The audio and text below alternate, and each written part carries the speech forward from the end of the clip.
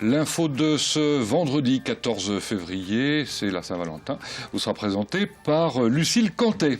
Au sommaire de cette édition, vigilance aux abords des cours d'eau de la Sarthe. À Neuville-sur-Sarthe, la rivière coupe le village en deux, mais les habitants restent philosophes. Les agriculteurs sartois tenaient leur congrès annuel hier. Ils veulent booster la filière de l'élevage. À Pêcheret, le zoo rouvre demain avec 3 nouvelles espèces à découvrir. L'invité de l'info ce soir, Bernard Hamon, directeur de la Banque de France en Sarthe. Nous parlerons de l'enquête que publie la Banque de France sur la conjoncture pour 2014. Le niveau des rivières monte aussi dans le département et les crues se multiplient ces derniers jours. À Neuville-sur-Sarthe, les habitants sont des habitués des inondations et même s'ils ne semblent pas inquiets, ils sont surpris par la persistance et la répétition de ces crues. Florent Clavel. De l'eau à perte de vue, des champs inondés, des routes et un village Neuville-sur-Sarthe coupé en deux. La rivière ne se voit pas mais elle se devine à son débit. 17 ans que Bernard habite au bord de l'eau et il n'a jamais vu ça. On a des crues 1 ou 2 tous les ans, mais permanentes comme ça, non, c'est jamais arrivé. Jamais arrivé aussi haut, surtout. Vu ce qui est tombé avant-hier, ça va encore monter pendant 2 jours. Mais pour la majorité des Neuvillois, les années références restent 1995 et 99, particulièrement difficiles. Aujourd'hui, les dégâts sont plutôt limités. On a à peine une petite dizaine de maisons concernées, qui sont des maisons qui ont été repérées comme telles, qui faisaient déjà partie des phénomènes de crue. On n'a pas eu de domicile érigé récemment, qui pourrait craindre, même dans le cas de ce que effectivement le législateur a imaginé, qui étaient ces aléas forts qu'on n'a pas encore connus, donc cette fameuse crue centennale qui peut se produire au moins une fois tous les 100 ans. À plus court terme, les pluies devraient se calmer selon Météo France, de quoi permettre aux badauds d'admirer encore un peu ce spectacle gratuit en plein air.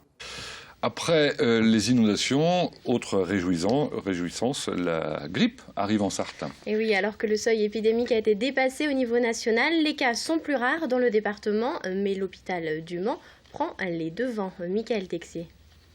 Le centre hospitalier du Mans, des milliers de visiteurs y accompagnant chaque jour. Alors quand la grippe pointe son nez, c'est un danger potentiel pour tous les patients. En cas de symptômes, la meilleure solution est encore d'éviter les lieux. Mais dans le cas contraire, le docteur Itoto, infectiologue, préconise une solution simple. Il faut signaler tout de suite au premier soignant que vous rencontrez que vous avez de la toux, que vous avez de la fièvre, que vous avez des courbatures. Et à ce moment-là, on vous remettra en fait la conduite à tenir, c'est-à-dire porter un masque pour éviter de tousser auprès des gens. Et puis, vous lavez les mains, vous frictionnez les mains avec des solutions hydroalcooliques ou vous lavez les mains avec de l'eau et du savon. Si les symptômes persistent et qu'il faut alors se soigner, les urgences sont à tout prix à éviter. C'est le médecin traitant qui, au vu des symptômes, s'oriente vers une grippe ou pas, et en fonction de la gravité des symptômes, oriente le patient ou pas vers les services des urgences. La plupart du temps, les médecins généralistes conseillent aux patients de rester chez eux, de prendre un traitement symptomatique, paracétamol, et d'attendre que ça passe. Mieux vaut prévenir que guérir pour l'hôpital qui veut éviter que ses services ne soient engorgés si la Sarthe atteint le seuil épidémique de grippe. Pour l'instant, on en est loin. Seuls 3 cas avérés ont été détectés aux urgences. La FDSEA défend l'élevage en Sarthe contre la tentation des agriculteurs vers les céréales. C'est le message que fait passer le syndicat à l'occasion de son congrès départemental qui se tenait hier. Moins rémunérateur, plus contraignant, c'est pourtant, selon la FDSEA, une filière qui a encore de l'avenir. Marion Vigreux. Maintenir l'élevage en Sarthe, voilà tout l'enjeu du moment selon le syndicat FDSEA, car la filière décline. Depuis 2 ans et l'envolée des prix des matières premières, de nombreux agriculteurs, dont des jeunes, se détournent des filières animales. Ainsi, en Sarthe en 2012, sur 72 installations aidées, 4 seulement étaient dédiées à la production de vaches allaitantes et 5 en production porcine. La pénibilité de la tâche et les faibles rémunérations sont les principales raisons de ce recul.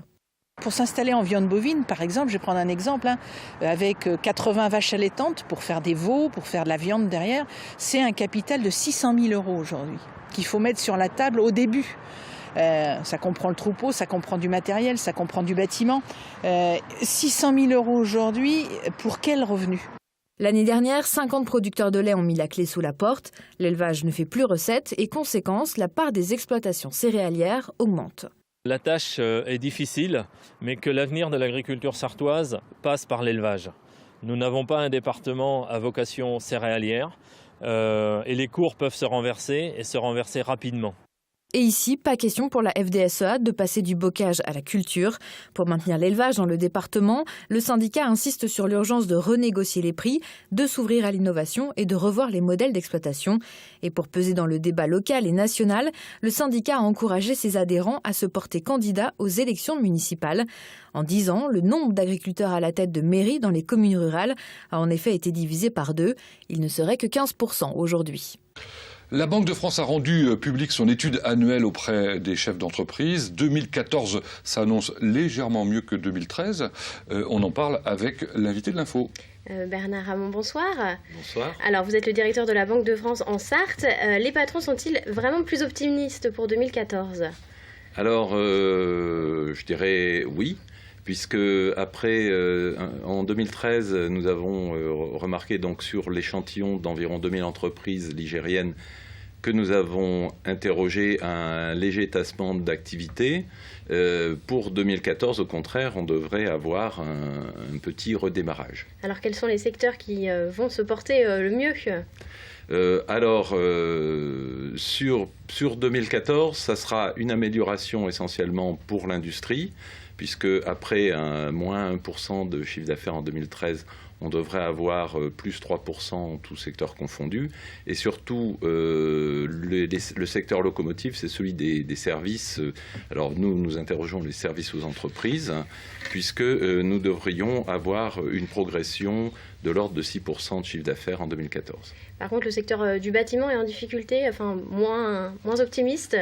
Oui, alors le secteur du bâtiment escompte toujours un tassement d'activité sur 2014 dans toutes ses composantes.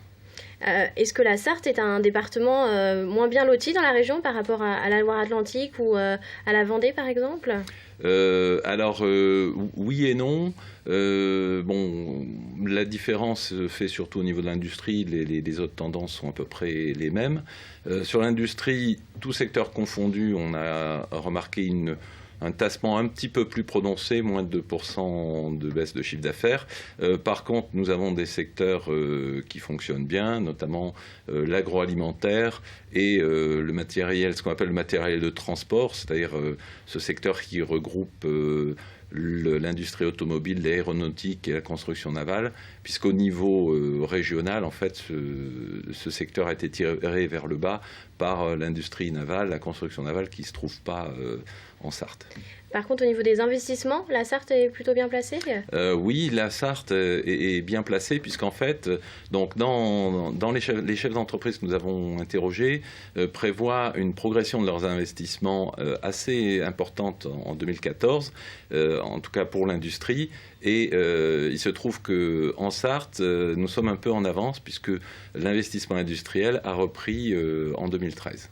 Alors, qu'est-ce que ces réponses de chefs d'entreprise laissent entrevoir pour l'emploi en Sarthe ?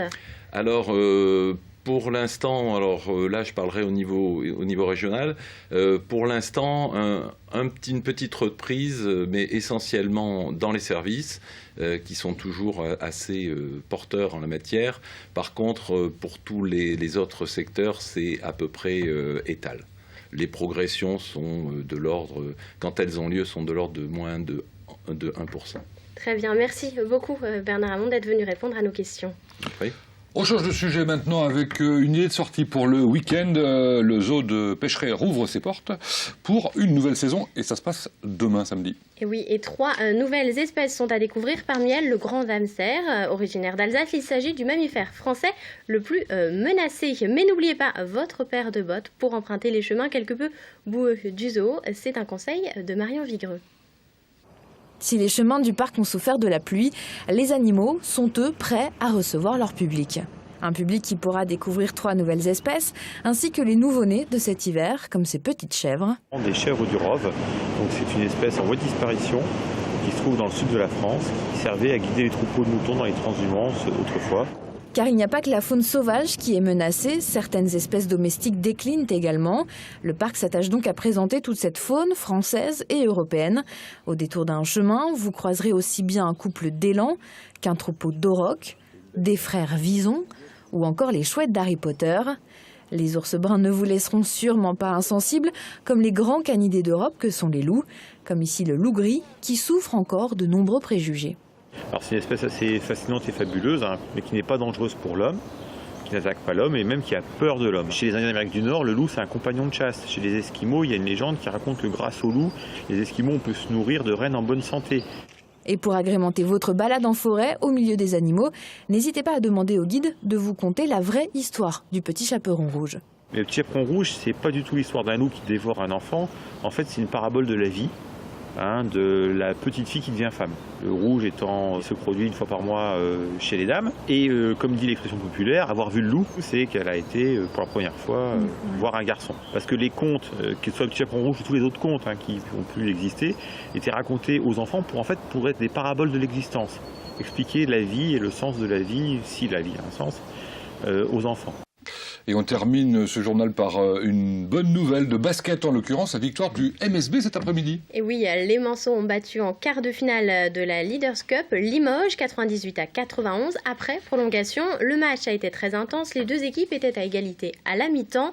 Ce n'est que dans la prolongation que Le Mans a su faire la différence. Ils affronteront donc ce samedi en demi-finale Strasbourg, vainqueur de Nancy, 79-71. Et c'est ainsi que se termine le journal. Dans un instant, toujours avec Lucille.